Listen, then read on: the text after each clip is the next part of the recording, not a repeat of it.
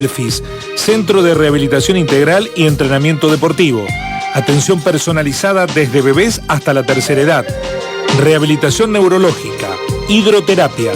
Centro de Rehabilitación Integral y Entrenamiento Deportivo ELFIS, Nicaragua 58, Banda Norte, sucursal Centro, San Martín 1252.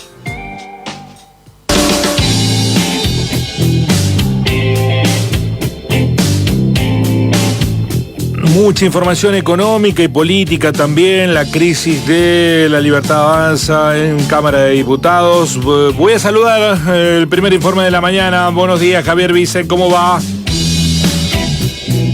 Buen día, Guillermo, buen día para toda la gospel. Finalmente el gobierno decide avanzar con el paquete fiscal por separado de la ley de bases. Ayer se conoció el borrador de las reformas tributarias a discutirse en el Congreso de la Nación en los próximos días.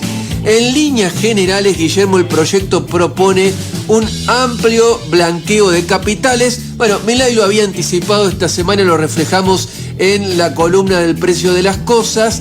Plantea también la restitución del impuesto a las ganancias para los trabajadores en relación de dependencia y modificaciones en el impuesto a los bienes personales y el monotributo.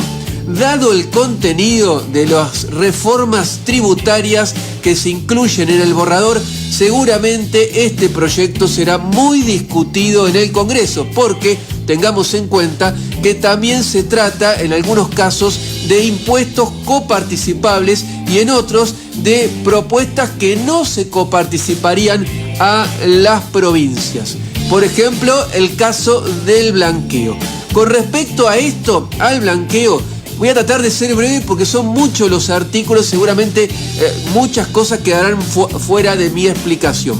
Se plantea la posibilidad de declarar activos de hasta $100.000 sin penalidades y con alícuotas cero.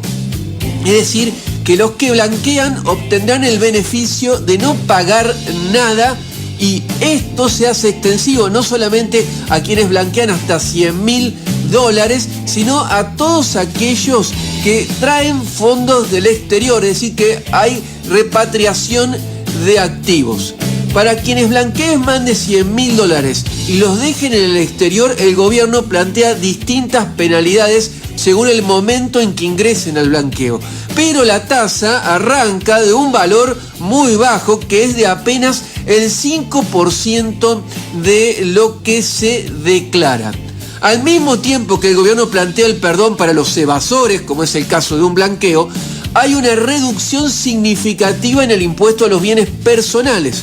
Esto que implica un guiño para que el blanqueo prospere, porque en la práctica los activos que se declaran serían alcanzados en el futuro por el impuesto a los bienes personales.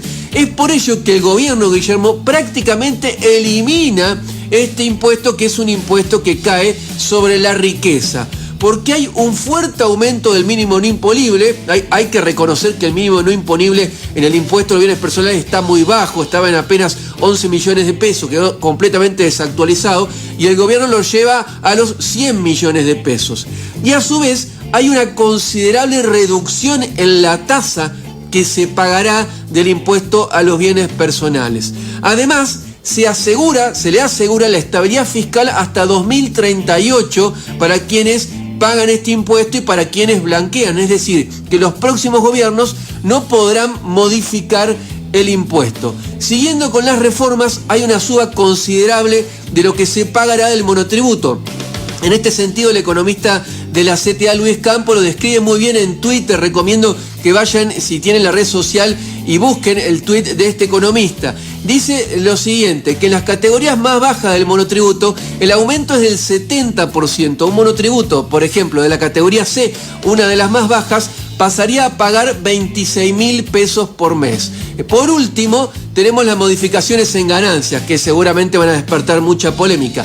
Los trabajadores en relación de dependencia comenzarían a pagar el impuesto a las ganancias si tienen ingresos mensuales superiores a 1,5 millones de pesos, en el caso de los trabajadores que no tienen cargas de familia. Las tasas se aplicarían sobre los ingresos de los trabajadores de manera progresiva sobre el excedente y arrancan en un 5%. Esta modificación es razonable si se empieza pagando poco y después va aumentando a medida que aumentan los ingresos.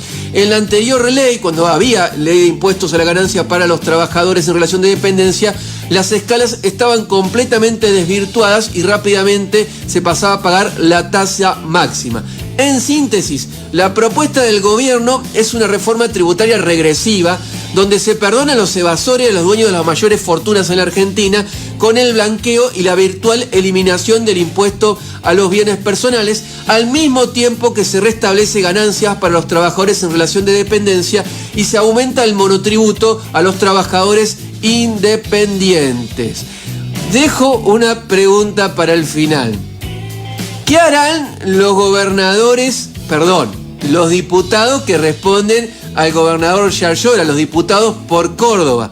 Porque recordemos que el gobernador dijo en varias oportunidades que estaba a favor de un impuesto a la riqueza y en contra del cobro del impuesto a las ganancias para los trabajadores. Si son coherentes, los gobernadores o el gobernador de Córdoba y los diputados por Córdoba no deberían aprobar esta propuesta de modificación tributaria.